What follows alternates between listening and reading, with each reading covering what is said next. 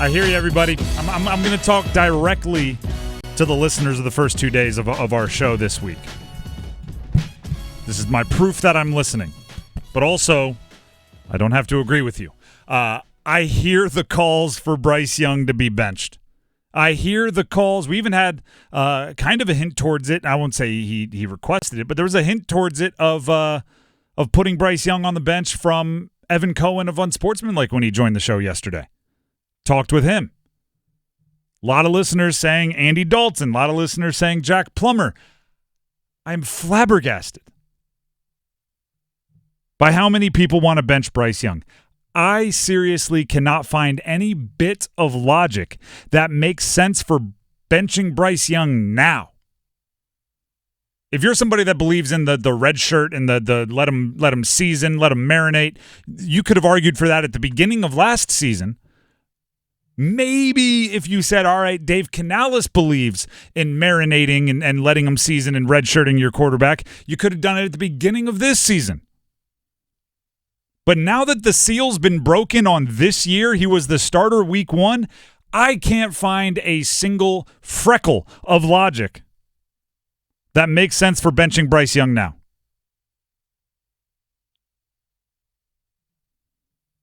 Let's break this all down. All of the different reasons that you should not bench Bryce Young. 1, quarterback is a confidence position. I've never met anyone that plays quarterback better when they think their job is in jeopardy. I've gone over this a billion times. The hesitation of, will this interception get me benched? Is enough hesitation to turn a great quarterback into a mediocre quarterback. And if you bench him now, you would be ruining his confidence. Reason number 2, it would make Dave Canales, the new head coach, seem like he doesn't know what he's talking about. Seem like he's flying by the seat of his pants. You can't all offseason talk about how excited you are to build an offense around a player. Talk about how excited you are about a player's ability. Talk about how excited you are for him to be your quarterback and to run your offense, and you're going to build the offense around him. And then week 1, suddenly you're like, never mind, bench him. Makes you feel very flip-floppy. Which I don't bash people for flip-flopping. Let me get ahead of that. If new information arises, if a new argument is made and you want to change your mind, that's fine. But I do think that there's time involved there. You can't be dead set on something on Saturday and by the following Wednesday be completely against it. Especially a decision that big that hopefully you have not taken lightly through any part of the process. Reason number 3, you have to give him a chance to correct his mistakes in this offense. As much as it felt like one giant continuation, one big painful blur continued from last year to this year is a little different. It's a new offense. This year is a little different. There's new players. And not his decision, at least I don't believe it was his decision. He didn't get a chance to iron out any of the wrinkles in preseason. If he played, a couple halves of football with Xavier Legette, with Deontay Johnson, with Jadeveon Sanders, with the new guys, then maybe you'd be further along. But week 1 week, as bad as it was, see if he corrects it.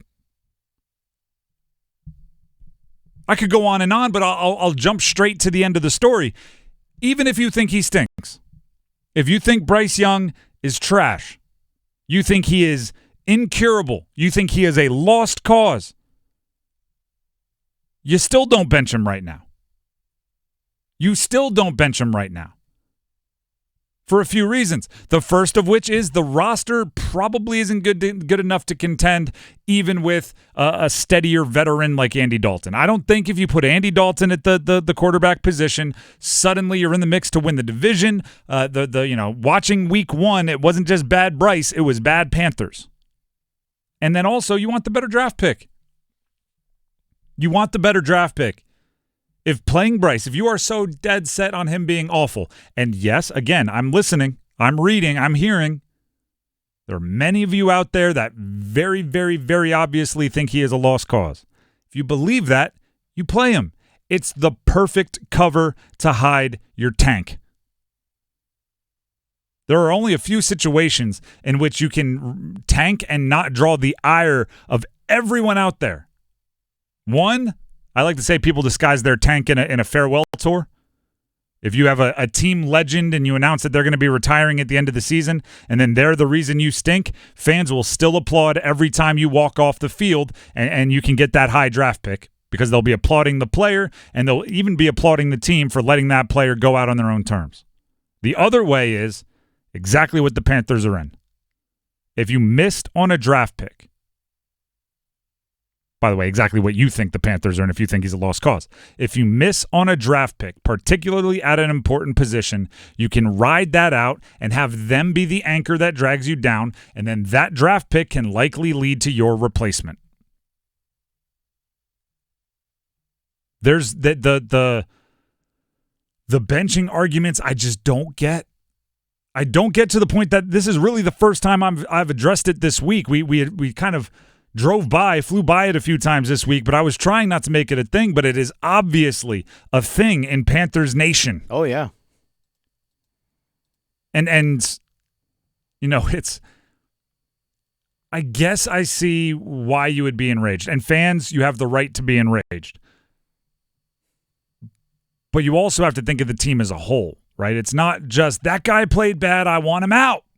You have to think of the other options going in. You have to think of how it affects the team moving forward, how it affects the coach, how it affects the roster construction, how it affects future draft picks. It's not as simple as watching the film. Gosh, this guy has a lot of minuses on his report card. Let's go ahead and replace him.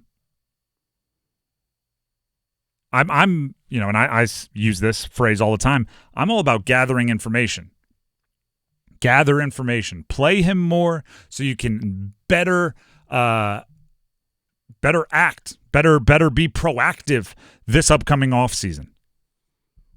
You play him, you learn. Do you want to keep him around as a backup? If you do go with another quarterback next offseason, or do you think he's somebody that'll be a negative just by being in the room? Figure that out. Play him, get to know him better, see how he works in your offense. JC in our YouTube live chat said, I'm of the opinion that leaving Young out there to continue to get destroyed will hurt his confidence more than actually benching him. Well, first of all, hold on. If that's the case, that's good in a weird way. Huh?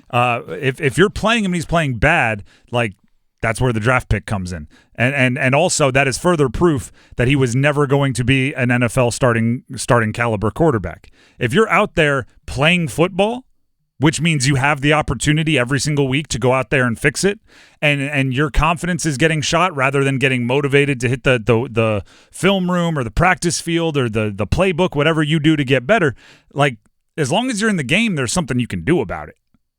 The moment you take him out of the game, he thinks you don't like him. He thinks you're not good. He thinks you don't believe in him, and there's nothing he can do about it. As long as you're in the game, there's something you can do about it.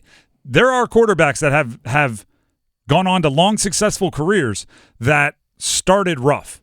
Peyton Manning might be the best example. Everybody uses it. Josh Allen is an example. Everybody uses it.